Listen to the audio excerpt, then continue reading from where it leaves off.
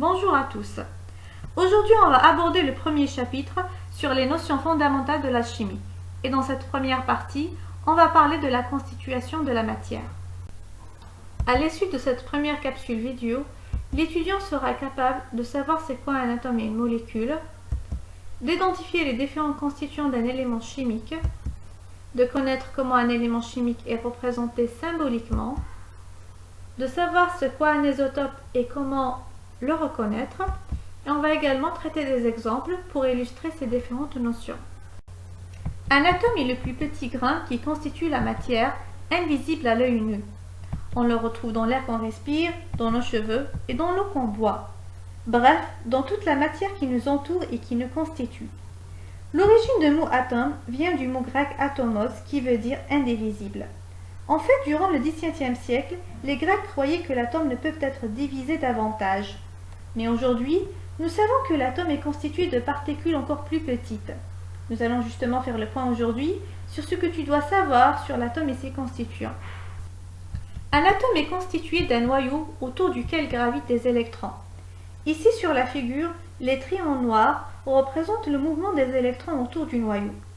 Les particules qui constituent le noyau sont appelées les nucléos. Ils sont de deux types.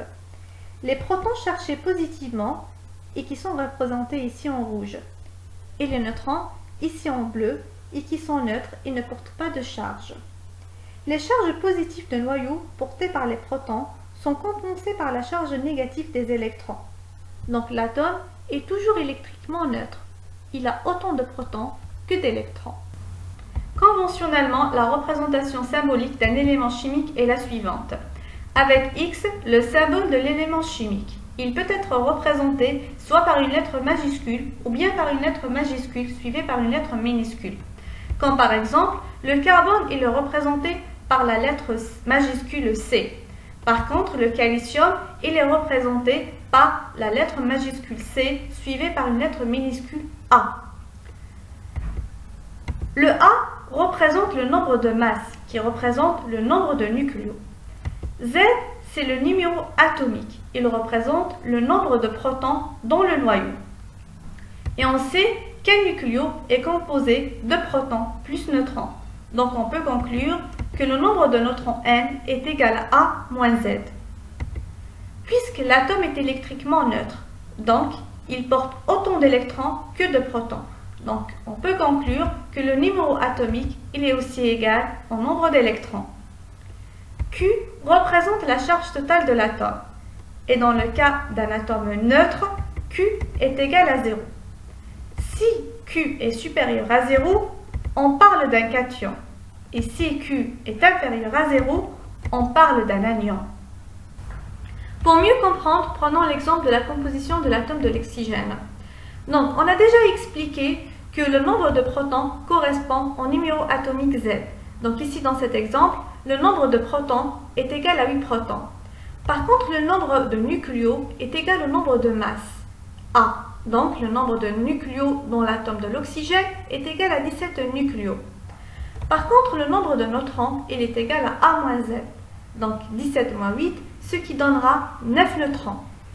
Et on sait déjà qu'un atome est électriquement neutre, c'est-à-dire il a autant de protons que d'électrons, ce qui nous permettra de déduire que le nombre d'électrons va être égal au nombre de protons et on aura 8 électrons qui graviteront autour du noyau d'oxygène.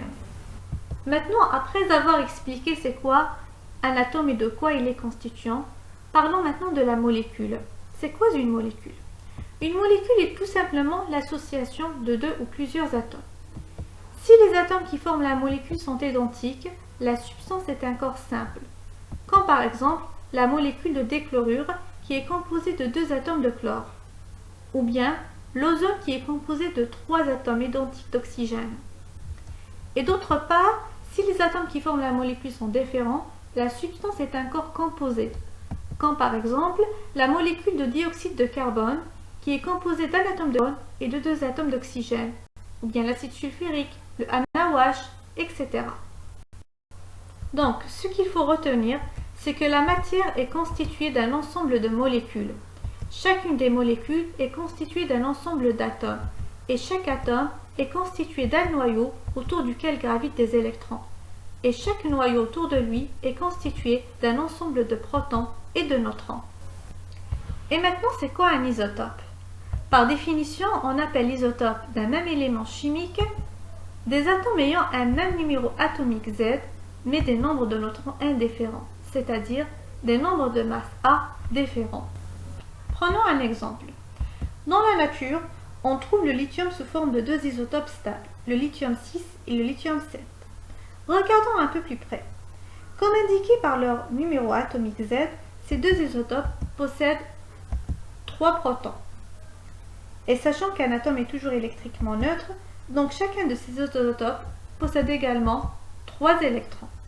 La différence entre les deux vient dans le nombre de masse, c'est-à-dire le nombre de nucléos portés par le noyau.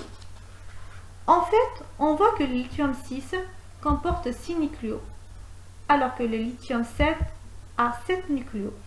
Cette différence s'explique par le nombre de neutrons contenus dans le noyau, puisqu'on a déjà vu que le nombre de neutrons est égal au nombre de nucléos A moins le nombre de protons Z. Donc, le nombre de nucléos dans la molécule de lithium 6 est égal à 6 moins 3 est égal à 3 neutrons, alors que le nombre de neutrons dans le lithium 7 est égal à 7 moins 3 et ça donnera 4 neutrons. On peut conclure que si X et X' sont des isotopes, donc ils auront le même numéro atomique Z, c'est-à-dire Z est égal à Z', mais ils auront des nombres de masse A différents, c'est-à-dire A différent de A'. Cela revient à dire qu'ils auront des nombres de neutrons différents, c'est-à-dire N différent de N'. Je vous remercie pour votre attention et je vous dis à bientôt pour la deuxième partie de ce cours.